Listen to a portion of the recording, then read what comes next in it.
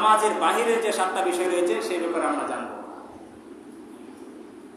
কোনো মানুষ যখন নামাজের মধ্যে সে ঢুকতে যায় বা নামাজ পড়তে চায়, নামাজে সে আসে, তখন তার জন্য সর্বপ্রথম যে ফরজ সেটা হলো শরীর পাক হওয়া। তার শরীরের মধ্যে যদি বাহ্যিক কোনো নাপাক লেগে থাকে, হাতে পায়ে শরীরে অর্থাৎ পুরা বডির মধ্যে যে কোনো জায়গার মধ্যে প্রস্রাব পায়খানা থেকে নিয়ে যে কোনো ধরনের নাপাক যদি লেগে থাকে, সেই নাপাকটাকে সর্বপ্রথম তার শরীর থেকে সরাতে হবে। আমরা বিগত জমাগুলোতে বলেছি ওজু ইস্তেঞ্জা করার সময় সতর্কতা অবলম্বন করা, কারণ ওই সময় নাপাক লেগে যায়। সুতরাং যদি ওজু ইস্তেঞ্জা কোনো ব্যক্তি ভালোভাবে পরিপূর্ণভাবে করে, তাহলে নামাজের যে প্রথম ফরজ শরীরটা পাক হওয়া, সেই প্রথম ফরজটা তার আদায় হয়ে যাবে। এরপরে নামাজের বাহিরে দ্বিতীয় ফরজ হলো কাপড় পাক।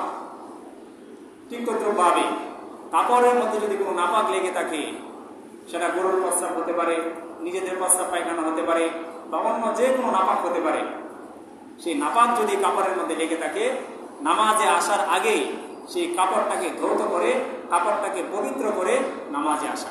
আর এটা হলো নামাজে প্রবেশ করার পূর্বে নামাজের বাহিরে যে 7টা ফরজ রয়েছে, 7 ফরজের মধ্যে দ্বিতীয় নম্বর ফরজ। প্রথম ফরজ হলো শরীরটাকে পাক করা, দ্বিতীয় নম্বরের ফরজ হলো কাপড়টাকে পাক করা, 3 নম্বরে হলো নামাজের জায়গা পাক হওয়া। আমি আপনি যে জায়গাটাতে নামাজ পড়ব, সেই জায়গাটা অবশ্যই অবশ্যই পবিত্র হতে হবে। অনেকে দেখা যায় কৃষক মানুষ আমরা যারা রয়েছি, খেতে আমরা যারা কাজ করে থাকি, অনেকে আমরা সেই নামাজের জায়গার পবিত্রতার ব্যাপারে উদাসীন থাকি। বিশেষ করে অনেকে যে গোয়াল ঘর, যে গরু যে ঘরের মধ্যে থাকে, সেই গোয়াল ঘরের মধ্যে আমরা নামাজ পড়ি। সেখানে নামাজ পড়া যাবে, কিন্তু আমাকে আপনাকে নিশ্চিত হতে হবে যে সেখানে গরুর প্রস্রাব, গরুর সেই লেদা, গরুর সেই বিষটা সেখানে নাই। এরকম ব্যাপারে নিশ্চিত হতে হবে। যদি নিশ্চিতভাবে জানা যায় যে ওই জায়গাটার মধ্যে নাপাক নেই, তাহলে ওখানে নামাজ পড়া যাবে, অন্যথায় সেই জায়গার মধ্যে নামাজ পড়া যাবে না। নামাজ পড়লে নামাজ পড়বে না। সুতরাং আমি আপনি যে কোনো জায়গায় নামাজ পড়তে যাই, মসজিদে হোক, ঘরে হোক, ঘরের বাহিরে হোক, রাস্তায় হোক, খেতে কামারে হোক, যে কোনো জায়গায় নামাজ পড়বো, এমনকি জায়নামাজ বিছিয়েছে, জায়নামাজটা আমি বিছাইতেছি, সেই জায়নামাজটা পাক কিনা সেই ব্যাপারে নিশ্চিত হতে হবে। এই জন্য নবীজি বলেছেন, নামাজের বাহিরে যে 7টা ফরজ, 7 ফরজের মধ্যে তৃতীয় নম্বরের ফরজ হলো বান্দা যখন নামাজ পড়বে, সে যে জায়গাটার মধ্যে নামাজ পড়তেছে তাকে নিশ্চিত হতে হবে সেই জায়গাটা, নামাজের জায়গাটা পবিত্র আছে কিনা। এটা হলো নামাজের বাহিরে তৃতীয় নম্বর ফরজ। নামাজের বাহিরে 7টি ফরজের মধ্যে 4র্থ নম্বর ফরজ হলো সতর ঢাকা। এটা খুবই গুরুত্বপূর্ণ একটা বিষয়। নামাজের 4র্থ নম্বর ফরজ হলো সতর ঢাকা। সতর কি? পুরুষের ক্ষেত্রে একরকম সতর, মহিলার ক্ষেত্রে একরকম সতর। সতর মধ্যে পর্দা। পুরুষের ক্ষেত্রে নামাজের মধ্যে কি পরিমাণ সতর অবলম্বন করতে হবে? নাভি থেকে নিয়ে হাঁটুর নিচ পর্যন্ত। খেয়াল করে শুনবেন সবাই।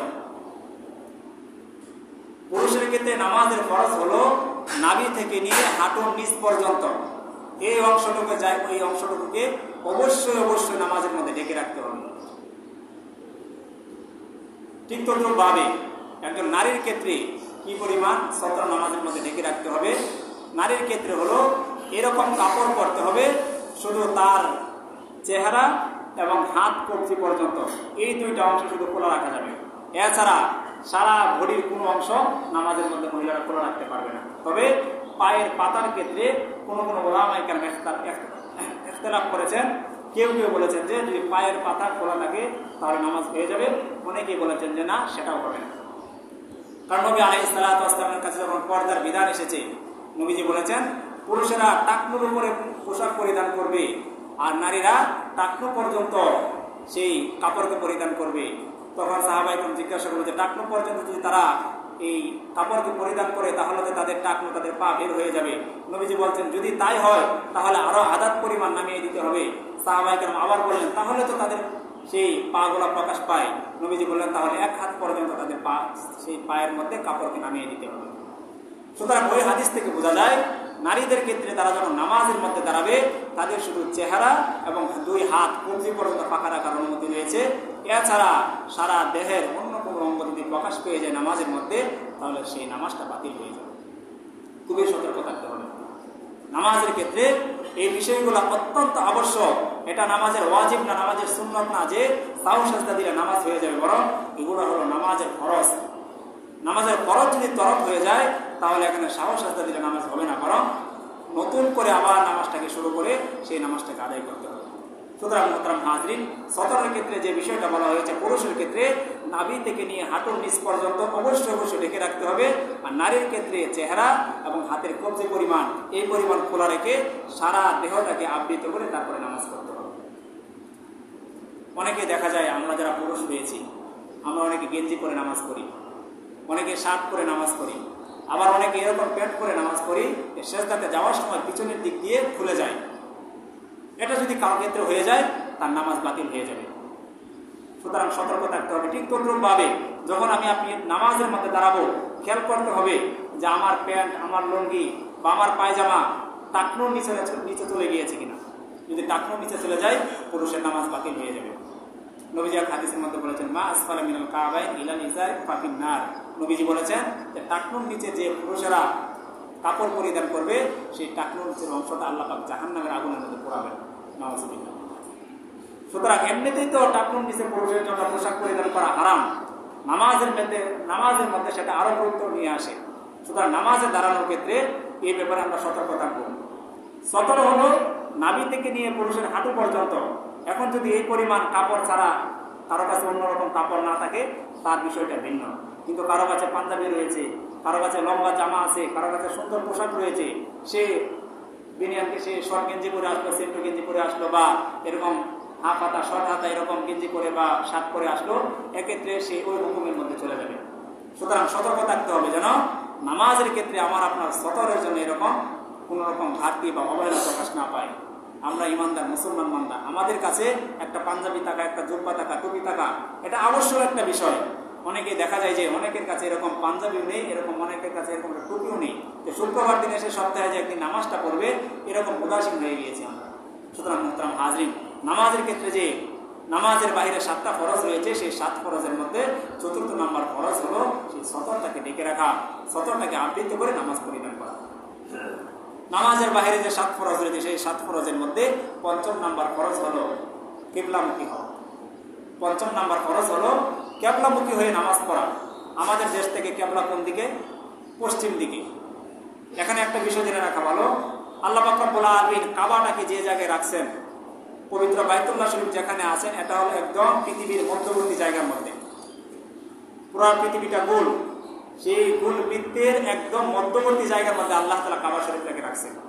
এই হিসাবে আমাদের দেশ থেকে কাবা শরীফ কোন দিকে? পশ্চিম দিকে। আর যারা কাবা থেকে ওই পশ্চিম দিকে রয়েছে তাদের কাবা কোন দিকে হবে? পূর্ব দিকে। যারা কাবা থেকে দক্ষিণ দিকে রয়েছে তাদের কাবা হবে উত্তর দিকে। আর যারা কাবা থেকে উত্তর দিকে রয়েছে তাদের কিবলা হবে দক্ষিণ দিকে। সুতরাং আমরা যেহেতু কাবার পূর্ব দিকে অবস্থান করতেছি, এই জন্য আমাদের কিবলা হলো পশ্চিম দিকে। সুতরাং আপনি যদি নামাজ পড়তে যাই, সে কাবার দিকে মুখ করে নামাজ পড়তে হবে। এই জন্য মোহতারাম হাজরিন, যখন কোনো ব্যক্তি সরাসরি বাইতুল্লাহ চত্বরে থাকবে, সে কাবা চত্বরে থাকবে, তখন তার জন্য আবশ্যক হলো সরাসরি কাবার দিকে মুখ করে নামাজ পড়া। যারা উমরা করতে গেছেন, যারা হজ করতে গেছেন, দেখেছেন যে কাবার চতুর্দিকে মানুষের নামাজ পড়ে, চতুর্দিকে দাঁড়িয়ে মানুষের নামাজ পড়ে, অর্থাৎ তার সামনে সরাসরি কাবা রয়েছে। সে কোন দিকে আছে ওটা দেখার বিষয় না, তার সামনে কাবা আছে কিনা এটা হলো মূল মুখ্য বিষয়। সুতরাং আপনি যখন হজ করতে বা উমরা করতে যদি আমাদেরকে আল্লাহ তাআলা কবুল করেন, সুতরাং আপনি যখন সেই উমরা বা হজে যাব, সেই ক্ষেত্রে আপনাকে সরাসরি কাবাকে সামনে নিয়ে নামাজ পড়তে হবে। আর এখন যেহেতু আমরা কাবা থেকে দূরে রয়েছি, এখন আমাদের ক্ষেত্রে মাসলা হলো, যদি কোনো ব্যক্তি কাবার দিকে মুখ করে নামাজ পড়ে আর তার দিকটা যদি অল্প পরিমাণ ঘুরে যায়, তাহলে তার নামাজ হয়ে যাবে। কারণ মাসালা হলো, কোনো ব্যক্তি যখন কাবার দিকে মুখ করে দাঁড়ায়, আমরা জানি 4টা কোণা রয়েছে প্রতিটা ঘরে। সুতরাং যেদিকে কাবা রয়েছে সেই দিকে যদি কোনো রকম একটু পাকা বা কোনো রকম একটু তেরা হয়ে যায়, তাহলে যদি তার দিকটা যদি কাবার দিকে হয়, তার নামাজ হয়ে যাবে। এখন যদি বিষয়টা এরকম হয় যে কোনো ব্যক্তি বা আমরা কোনো এরকম এক জায়গায় গেলাম যেখানে আমাদের কাছে এরকম কোনো যন্ত্র নেই যে কাবা কোন দিকে নির্ধারণ করবো, তখন নামাজ কীভাবে করবো? নামাজ পড়তে হলে তো পশ্চিম দিকে বা কাবার দিকে মুখ করতে হবে, তখন নামাজ কীভাবে করবো? অথবা কোনো বিমানে রয়েছি, অথবা নৌকার মধ্যে রয়েছি, তখন নামাজ কীভাবে করবো? অনেক সময় বাসের মধ্যে আমরা থাকি, এই বিষয়টা আমাদের সবার সাথে ঘটে না? সবার সাথে কিন্তু হয়ে থাকে। তখন নামাজ কীভাবে করবো?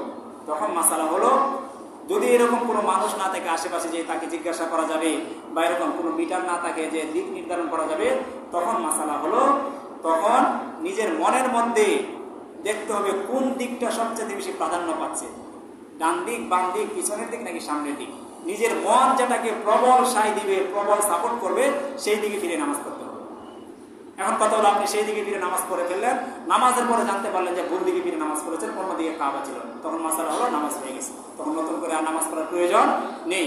কিন্তু আপনি এরকম একদিকে নামাজ নির্ধারণ করে দাঁড়িয়েছেন যে নামাজের মধ্যবর্তী জায়গার মধ্যে অন্য একজন এসে বলতেছে যে আরে কাবা তো এইদিকে না, কাবা অন্যদিকে, তখন নামাজের মধ্যে সাথে সাথে ঘুরে যেতে হবে। কারণ আমরা জানি নবী আলাইহিস সালাতু ওয়াস সালাম মক্কা থেকে যখন মদিনায় হিজরত করে গেলেন, সেখানে 16 থেকে 17 মাস পর্যন্ত বাইতুল মুকাদ্দাস যেটা ফিলিস্তিনে অবস্থিত, সেই দিকে ফিরে নবীজি নামাজ পড়েছেন। কিন্তু নবীজির তামান্না ছিল, দিলের আশা ছিল আল্লাহ যেন কাবাটাকে, দিকটাকে যেন কাবার দিকে করে দেয়, নামাজের দিকটা। আল্লাহ তাআলা 16 থেকে 17 মাস পরে নবীজি নামাজরত অবস্থায় ছিলেন, সাথে সাথে জিবরাইলকে পাঠিয়ে আল্লাহ তাআলা বাইতুল মুকাদ্দাস থেকে বাইতুল্লাহ শরীফের দিকে দিক করে দিয়েছিলেন। নবীজি নামাজের মধ্যে ঘুরে গিয়েছিলেন। তখন সাহাবীরা এসে অন্য অন্য মসজিদের মধ্যে দেখলেন যে অন্য অন্য সাহাবায়ে কেরাম সেই ফিলিস্তিনের দিকে ফিরে নামাজ পড়তেছে। সাহাবী যখন সাথে সাথে ঘোষণা দিলেন যে আয়াত নাযিল হয়ে গিয়েছে, সেই বাইতুল মুকাদ্দাস থেকে আল্লাহ তাআলা মুসলমানদের কিবলাকে সেই বাইতুল্লাহর দিকে করে দিয়েছেন, তখন সমস্ত সাহাবায়ে কেরাম সেই তাদের কাবাকে পরিবর্তন করে ফিলিস্তিন থেকে সেই বাইতুল্লাহ শরীফের দিকে ঘুরে গিয়েছিল। সুতরাং আমি আপনি যখন দিক নির্ধারণ করে দাঁড়াবো, যদি সেটা ভুল হয় নামাজরত অবস্থায় আমি আপনি জানতে পারি, তাহলে অবশ্যই অবশ্যই দিককে পরিবর্তন করে ফেলতে হবে। এই জন্য মোহতারাম হাজরিন, নামাজের ক্ষেত্রে যখন আমি আপনি কাবাকে নির্ধারণ করে দাঁড়াবো, তখন অবশ্যই কাবার দিকে ফিরে সেই নামাজটাকে আদায় করতে হবে। কাবার দিকে অনেকে আমরা দেখা যায় যে নামাজের মধ্যে দাঁড়ানোর পরে আমি খেয়াল করেছি গত পরশু দিন সম্ভবত এক ভাই ওই কোনার মধ্যে নামাজে দাঁড়াইছে, সে নামাজে দাঁড়িয়ে এরকম করতেছে, একবার ডানে একবার বামে এরকম করতেছে। যদি আপনি এরকম তাকাতাকি করেন, আপনার নামাজ ভেঙে যাবে। যদি সেই সিনাটা, সেই ভক্কটা যদি কাবার দিক থেকে কোনো রকম একটু সরে যায়, আপনার নামাজ নষ্ট হয়ে যাবে। কারণ এটা নামাজের ফরজ। যখন আপনি নামাজের মধ্যে দাঁড়াবেন, অবশ্যই অবশ্যই আপনার দিকটা কেবলার দিকে হতে হবে। যদি কেবলার দিক থেকে সরে যায়, আপনার নামাজটা বাতিল হয়ে যাবে। এখন সাহস সেজদা দিলে নামাজ হবে না, নতুন করে আবার আপনাকে নামাজ শুরু করতে হবে। এটা হলো নামাজের বাহিরের 7টা ফরজের মধ্যে অন্যতম আরেকটা ফরজ। নামাজের বাহিরে 6ষ্ঠ নাম্বার ফরজ হলো সময় মতো নামাজ পড়া। নামাজে যখন সময় হবে তখনই নামাজ পড়া। ফজরের সময় ফজর আদায় করা, জোহরের সময় জোহর, আসরের সময় আসর, মাগরিবের সময় মাগরিব, এশার সময় এশা। এখন কথার কথা, ফজরের ওয়াক্ত হচ্ছে 5টা কত 5 এরকম সম্ভব 5 বা 6। অনেকেই দেখি যে 5টার আগেই যেহেতু ডিউটি আছে নামাজ পড়ে চলে যান, আপনার নামাজ কিন্তু হচ্ছে না। আপনি যে ফজরের নামাজ পড়ে 5টার আগে কিন্তু ওয়াক্ত হচ্ছে না, 5টা 5-এ এখন ফজরের ওয়াক্ত হচ্ছে। সুতরাং 5টা 5-এর পরে আপনাকে নামাজ পড়তে হবে। যদি 5টা 5-এর আগে আপনি ফজরের নামাজটা পড়ে ডিউটিতে চলে যান, সেই নামাজটা আপনার ফজরের নামাজ হবে না, সেটা আপনার নফল নামাজ বা তাহাজ্জুদ নামাজ হয়ে যাবে। সুতরাং যখন ওয়াক্ত হবে, ফজরের ওয়াক্তের মধ্যেই ফজরের নামাজটা পড়তে হবে, জোহরের ওয়াক্তের মধ্যে জোহরের নামাজটা পড়তে হবে। কারণ এটা নামাজের ফরজ, এটা নামাজের কোনো ওয়াজিব না, নামাজের কোনো সুন্নত না। যখন যে ওয়াক্তের নামাজ, সেই ওয়াক্তের মধ্যে পড়তে, ওয়াক্ত চলে গেলে সেই নামাজটা আপনার জন্য কাজা হয়ে যাবে। সেই নামাজটা পরবর্তীতে আদায় করলে দেখা যাবে যে আপনি ওয়াক্ত মতো আদায় না করার কারণে আপনি গুনাহগার হয়ে যাবেন। সুতরাং ওয়াক্তের ব্যাপারে আমরা সচেতন হতে হবে। মাগরিব এরকম এখন দেখা যাচ্ছে যে মাগরিবের সময়টা আস্তে আস্তে পিছিয়ে যাচ্ছে, ফজরের সময়টা আস্তে আস্তে পিছিয়ে যাচ্ছে। শীতের সময় দিন ছোট হয়ে আসে, রাত বড় হয়ে আসে। আবার যখন আস্তে আস্তে গ্রীষ্মকাল চলে আসবে, তখন যেখানে দেখা যাবে যে দিনটা আস্তে আস্তে বড় হবে, রাত ছোট হয়ে যাবে, ওয়াক্ত পরিবর্তন হয়ে যাবে। সুতরাং আমরা যারা নামাজ পড়ি, যারা নামাজ পড়ি না, সবার ক্ষেত্রে যেহেতু নামাজটাকে ওয়াক্ত মতো পড়তে হয়, নামাজের ওয়াক্তের ব্যাপারে সচেতন হওয়া। এখন তো সহজ বিষয়, মোবাইলের মধ্যে কোন ওয়াক্তের নামাজ কখন শুরু হচ্ছে, কোন ওয়াক্ত কখন শুরু হচ্ছে, সেটা মোবাইলের মধ্যে দেখা যায়। 5 ওয়াক্তের নামাজ মোবাইলের মধ্যে পাওয়া যায়। এখানে চিরস্থায়ী ক্যালেন্ডার আছে মসজিদের মধ্যে, এখানেও আপনি দেখে নামাজটা পড়তে পারেন। শুধু নামাজ পড়লেন, সাজদা দিলেন, আল্লাহ পাকের কাছে মসজিদে এসে হাজিরা দিলেন, কিন্তু উদাসীন, নামাজের ওয়াক্ত কখন হচ্ছে কখন যাচ্ছে এই ব্যাপারে আপনি সতর্ক থাকলেন না, তাহলে এই উদাসীনতার জন্য আপনাকে আল্লাহ পাকের কাছে সেই শাস্তির সম্মুখীন হতে হবে। সুতরাং মোহতারাম হাজরিন, নামাজের বাইরে যে 7 ফরজের মধ্যে 6ষ্ঠ নম্বর ফরজ হলো যে নামাজের যখন ওয়াক্ত হবে, সেই ওয়াক্তের মধ্যে সেই নামাজটা পড়তে হবে। ফজরের ওয়াক্তে জোহর পড়লে হবে না, জোহরের ওয়াক্তে আসর পড়লে হবে না, বরং ওয়াক্ত যখন যে ওয়াক্তের নামাজের হবে, সেই ওয়াক্তের মধ্যে সেই নামাজটাকে আদায় করতে হবে। নামাজের বাইরে যে 7টি ফরজের মধ্যে সবচাইতে 7 নম্বর ফরজ হলো নামাজের নিয়ত করা। নামাজের নিয়ত করা এটা হলো ৭ম নাম্বার ফরজ নামাজের বাহিরের ফরজের মধ্যে। আমরা অনেকে দেখা যায় নামাজের নিয়ত করি, কিন্তু নবীজি বলেছেন নামাজের নিয়ত করা, নিয়ত করাটা জরুরি, নিয়ত মুখে পড়াটা জরুরি না। তবে হ্যাঁ, মাঝে মাঝে মুখে উচ্চারণ করাটাও উচিত। তবে অনেক সময় দেখা যায় যে আমরা নামাজের মধ্যে, বিশেষ করে যারা নামাজ জামাতের সহিত আদায় করি, ইমাম সাহেব রুকুতে চলে গেছে, হঠাৎ করে আমরা কেউ মসজিদে প্রবেশ করেছি, এখন দেখা যায় যে হাত তুলে এরকম ভাবে নামাইতু আনুসাল্লি লিল্লাহি তাআলা, আরবিতে অনেকে আমরা নিয়ত করি, মানে মুখে পট পট পট করে আমরা পড়তেছি, এই দিক দিয়ে ইমাম সাহেব রুকু থেকে উঠে গেছে, আপনি কিন্তু এই রাকাতটা পাইলেন না। আপনি যখন ওযু করেছেন, যখন আপনার রুম থেকে আপনি বের হয়েছেন, যখন মসজিদে পা রাখছেন, আপনার ভিতরে ভিতরে কিন্তু নিয়ত হয়ে গেছে যে আপনি মসজিদে কেন আসছেন। এই যে এখন জুমার মধ্যে আসছেন, যখন গোসলে গেছেন, যখন ওযুতে গেছেন, নিয়ত হয়ে গেছে যে এখন আমি জুমার নামাজ পড়তে যাব। এই যে নিয়তটা করা, আপনার মনে মনে নিয়ত হয়ে গেছে। এখন যখন আপনি নামাজের মধ্যে আল্লাহু আকবার বলে দাঁড়াবেন, বাস আপনার নিয়ত হয়ে গেল। এখন আপনার মুখে এটা বলা জরুরি না যে আমি জুমার নামাজ পড়তেছি, জুমার নামাজকে আপনার মুখে আদায় করতেছি, মুখে বলাটা জরুরি না। নিয়ত করার ক্ষেত্রে নিয়তটা করা জরুরি, নিয়তটা করা বা নিয়তটা বলা জরুরি না। আপনি নিয়ত পড়তে পড়তে পড়তে পড়তে দেখা যাবে যে ইমাম সাহেব রুকু থেকে উঠে গেছে, আপনার সেই রাকাতটা পাওয়া হলো না। সুতরাং সতর্ক থাকতে হবে, যখন আপনি নামাজ পড়বো, নামাজ পড়ার ক্ষেত্রে নিয়তটা পড়তে হবে। নিয়ত মানে ইচ্ছা, নিয়ত মানে সংকল্প, মনে মনে ধারণা করা যে আমি এই কাজটা করতেছি, আমি এখন ভাত খাবো, আমি এখন ঘুমাবো, আমি এখন বাজারে যাব। এটা মুখে কেউ বলে যায় না যে বাজারে যাবো, এখন ভাত খাবো, বরং খাওয়ার সময় হলে মনে মনে এটা উদ্বেগ হয়ে যায়, মনের মধ্যে এটা এসে পড়ে, সেই বিষয়টাকে অন্তরে অন্তরে খেয়াল করা। এই জন্য মোহতারাম হাজির, যখন নামাজের মধ্যে আসবো, সেই নিয়তটা মনে মনে করা, নিয়তটা করা জরুরি না। সুতরাং নামাজের বাইরে যে 7টা ফরজ রয়েছে, 7টা ফরজের মধ্যে এই ৭ম নাম্বার ফরজ হলো নিয়ত করা। সুতরাং আপনি এই নিয়তটাকে সর্বদাই করতে হবে। নিয়ত ছাড়া যদি কেউ নামাজ পড়ে, তাহলে তার নামাজ হবে না। নিয়ত ছাড়া রোজা রাখলে যেরকম রোজা হয় না, নিয়ত ছাড়া নামাজ পড়লে নামাজ হবে না। মনে মনে এটা খেয়াল করতে হবে যে আমি এখন রোজা রাখতেছি বা আমি এখন নামাজ পড়তেছি, মনে মনে এটা খেয়াল করতে হবে। তাহলেই দেখা যাবে যে নামাজের এই 7ম নাম্বার ফরজটা আদায় হবে। এই হলো নামাজের বাইরে 7টা ফরজ। ঠিক তদ্রুপভাবে নামাজ